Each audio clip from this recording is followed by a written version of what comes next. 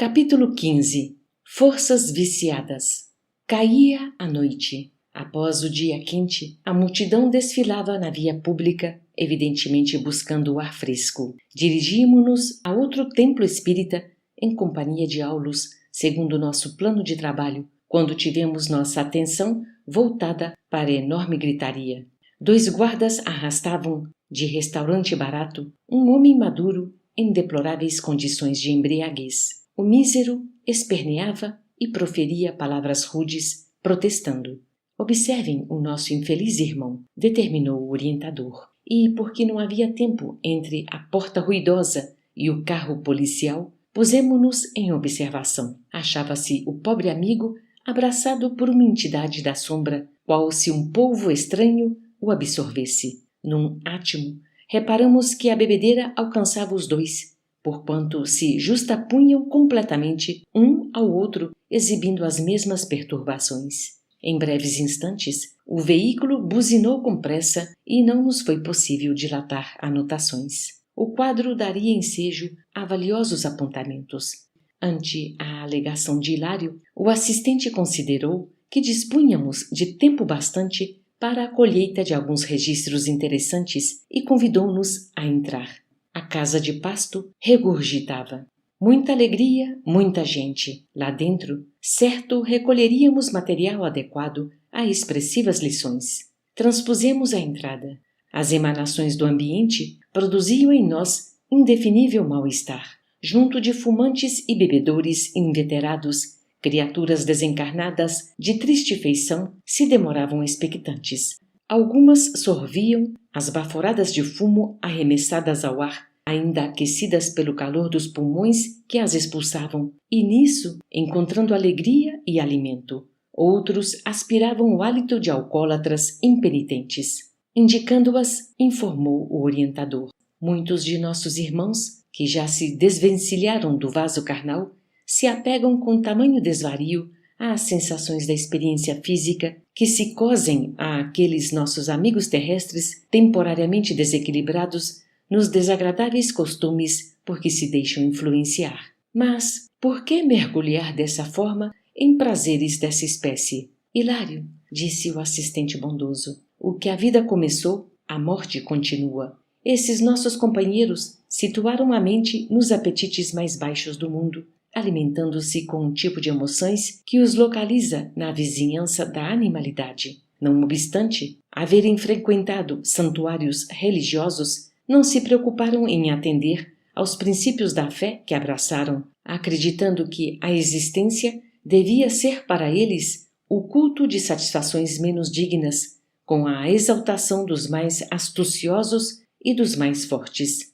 O chamamento da morte encontrou-os na esfera de impressões delituosas e escuras e, como é da lei, que cada alma receba da vida de conformidade com aquilo que dá, não encontram interesse senão nos lugares onde podem nutrir as ilusões que lhes são peculiares, porquanto, na posição em que se veem, temem a verdade e abominam-na, procedendo como a coruja que foge à luz.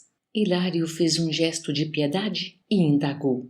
Entretanto, como se transformarão? Chegará o dia em que a própria natureza lhes esvaziará o cálice, respondeu Aulus convicto. Há 1000 processos de reajuste no universo infinito em que se cumpre os desígnios do Senhor. Chamem-se eles aflição, desencanto, cansaço, tédio, sofrimento, cárcere. Contudo, ponderei, tudo indica que esses espíritos infortunados não se cansarão tão cedo da loucura em que se comprazem. Concordo plenamente, disse Aulus. Todavia, quando não se fatiguem, a lei poderá conduzi-los à prisão regeneradora. Como? A pergunta de Hilário ecoou cristalina, e o assistente deu-se pressa em explicar.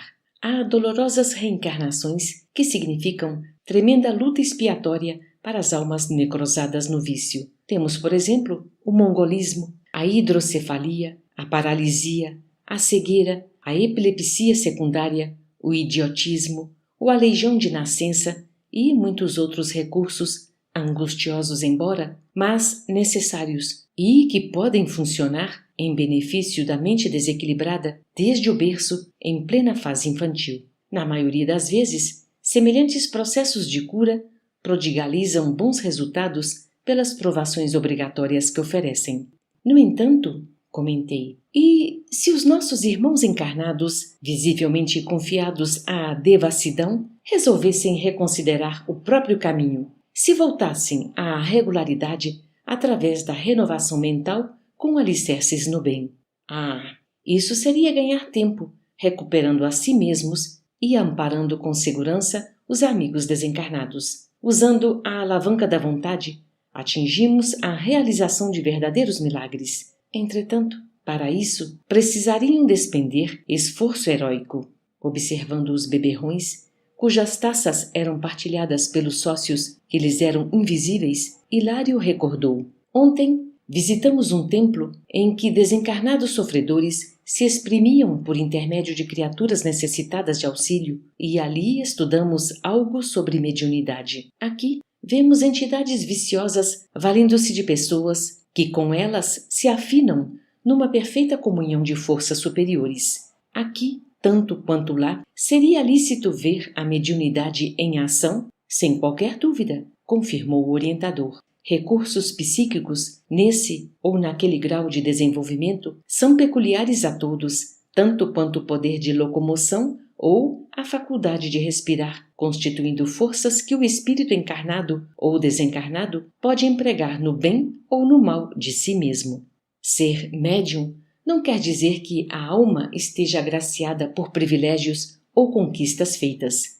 Muitas vezes, é possível encontrar pessoas altamente favorecidas com o dom da mediunidade, mas dominadas, subjugadas por entidades sombrias ou delinquentes com as quais se afinam de modo perfeito, servindo ao escândalo e à perturbação, em vez de cooperarem na extensão do bem. Por isso é que não basta a mediunidade para a concretização dos serviços que nos competem. Precisamos da doutrina do espiritismo, do cristianismo puro, a fim de controlar a energia medianímica de maneira a mobilizá-la em favor da sublimação espiritual na fé religiosa, tanto quanto disciplinamos a eletricidade a benefício do conforto na civilização. Nisso, Aulus relanceou o olhar pelos aposentos reservados mais próximos, qual se já o conhecesse, e, fixando certa porta, convidou-nos a atravessá-la. Seguimo-lo ombro a ombro. Em mesa lautamente provida com fino conhaque,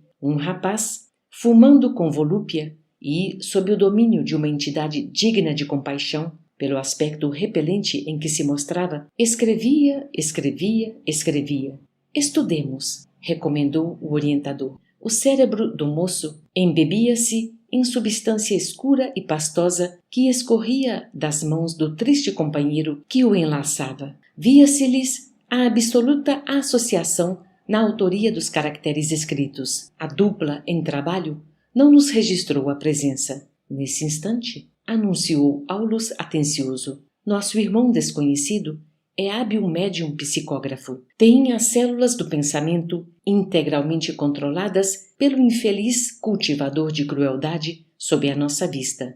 Imanta-se-lhe a imaginação e lhe assimila as ideias, atendendo-lhe aos propósitos escusos através dos princípios da indução magnética, de vez que o rapaz, desejando produzir páginas escabrosas, encontrou quem lhe fortaleça a mente e o ajude nesse mistério. Imprimindo à voz significativa expressão, ajuntou: encontramos sempre o que procuramos ser. Finda a breve pausa que nos compeliu à reflexão, Hilário recomeçou: todavia, será ele um médium na acepção real do termo? Será peça ativa em agrupamento espírita comum? Não está sob qualquer disciplina espiritualizante. É um moço de inteligência vivaz, sem maior experiência da vida, manejado por entidades perturbadoras. Após inclinar-se alguns momentos sobre os dois, o instrutor elucidou com benevolência. Entre as excitações do álcool e do fumo, que saboreiam juntos, pretendem provocar uma reportagem perniciosa envolvendo uma família em duras aflições. Houve um homicídio a cuja margem aparece a influência de certa jovem, aliada às múltiplas causas em que se formou o deplorável acontecimento. O rapaz que observamos, amigo de operoso lidador da imprensa, é de si mesmo dado à malícia e, com a antena mental ligada para os ângulos mais desagradáveis do problema, ao atender um pedido de colaboração do cronista, que lhe é companheiro, encontrou, no caso de que hoje se encarrega, o concurso de ferrenho e viciado perseguidor da menina em foco, interessado em exagerar-lhe a participação na ocorrência com o fim de martelar-lhe a mente apreensiva e arrojá-la aos abusos da mocidade. Mas como? Indagou Hilário, espantadiço.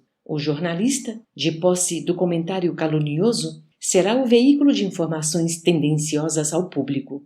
A moça ver-se-á de um instante para o outro exposta às mais desapiedadas apreciações e, de certo, se perturbará sobremaneira, de vez que não se acumpliciou com o mal na forma em que se lhe define a colaboração no crime. O obsessor, usando calculadamente o rapaz com que se afina, pretende alcançar o noticiário de sensação para deprimir a vida moral dela e, com isso, amolecer-lhe o caráter, trazendo-a, se possível, ao charco vicioso em que ele jaz. E conseguirá? Insistiu meu colega assombrado. Quem sabe? E, algo triste, o orientador acrescentou. Naturalmente, a jovem teria escolhido o gênero de provações que atravessa, dispondo-se a lutar com valor contra as tentações. E se não puder combater com a força precisa?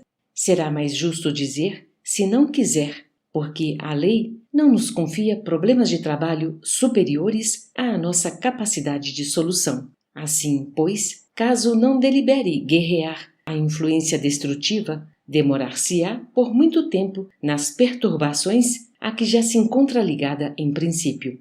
Tudo isso por quê? A pergunta de Hilário pairou no ar por aflitiva interrogação. Todavia, Aulus acerenou-nos o âmino, elucidando.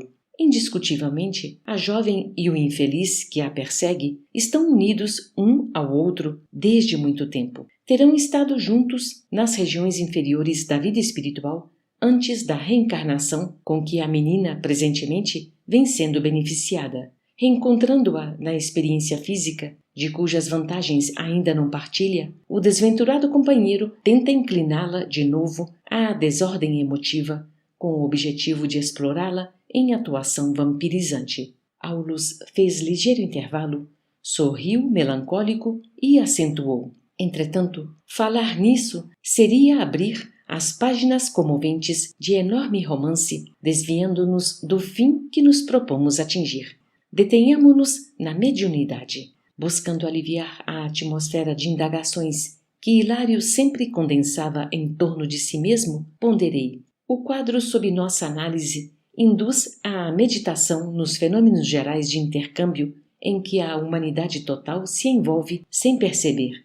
Sim, concordou o orientador, faculdades medianímicas e cooperação do mundo espiritual surgem por toda parte. Onde há pensamento, há correntes mentais, e onde há correntes mentais, existe associação. E toda associação é interdependência e influenciação recíproca. Daí concluímos quanto à necessidade de vida nobre a fim de atrairmos pensamentos que nos enobreçam. Trabalho digno, bondade, compreensão fraterna, serviço aos semelhantes, respeito à natureza e oração constituem os meios mais puros de assimilar os princípios superiores da vida, porque damos e recebemos em espírito, no plano das ideias, segundo leis universais que não conseguiremos iludir. Em silencioso gesto com que nos recordava o dever a cumprir, o assistente convidou-nos à retirada. Retomamos a via pública. Mal recomeçávamos a avançar, quando passou por nós uma ambulância em marcha vagarosa, sirenando forte para abrir caminho. À frente, ao lado do condutor, sentava-se um homem de grisalhos cabelos, a lhe emoldurarem a fisionomia simpática e preocupada. Junto dele, porém, abraçando-o com naturalidade e doçura, uma entidade em roupagem lirial lhe envolvia a cabeça em suaves e calmantes irradiações de prateada luz. Oh! Inquiriu Hilário curioso. Quem será aquele homem tão bem acompanhado? Aulus sorriu e esclareceu. Nem tudo é energia viciada no caminho comum. Deve ser um médico em alguma tarefa salvacionista. Mas é espírita? Com todo o respeito que devemos ao espiritismo, é imperioso lembrar que a bênção do Senhor pode descer sobre qualquer expressão religiosa, afirmou o orientador com expressivo olhar de tolerância. Deve ser, antes de tudo, um profissional humanitário e generoso que, por seus hábitos de ajudar ao próximo, se fez credor do auxílio que recebe. Não lhe bastariam os títulos de espírita e de médico para reter a influência benéfica de que se faz acompanhar. Para acomodar-se tão harmoniosamente com a entidade que o assiste, precisa possuir uma boa consciência e um coração que irradie paz e fraternidade. Contudo, podemos qualificá-lo como médium? Perguntou meu companheiro, algo desapontado. Como não? Respondeu Aulus convicto. É médium de abençoados valores humanos, mormente no socorro aos enfermos, no qual incorporara as correntes mentais dos gênios do bem, consagrados ao amor pelos sofredores da terra. E, com significativa inflexão de voz, acrescentou: como vemos, influências do bem ou do mal, na esfera evolutiva em que nos achamos, se estendem por todos os lados e, por todos os lados, registramos a presença de faculdades medianímicas que as assimilam segundo a direção feliz ou infeliz, correta ou indigna em que cada mente se localiza. Estudando, assim, a mediunidade nos santuários do Espiritismo com Jesus, observamos uma força realmente peculiar a todos os seres de utilidade geral, se, sob uma orientação capaz de discipliná-la e conduzi-la para o máximo aproveitamento no bem. Recordemos a eletricidade que, pouco a pouco, vai transformando a face do mundo. Não basta ser dono de poderosa cachoeira com o potencial de milhões de cavalos vapor. É preciso instalar junto dela a inteligência da usina para controlar-lhe os recursos, dinamizá-los e distribuí-los conforme as necessidades de cada um. Sem isso, a queda d'água será sempre um quadro vivo de beleza fenomênica com irremediável desperdício. O tempo, contudo, não nos permitia maior delonga na conversação e rumamos, desse modo, para um agrupamento em que os nossos estudos da véspera encontrariam o necessário prosseguimento.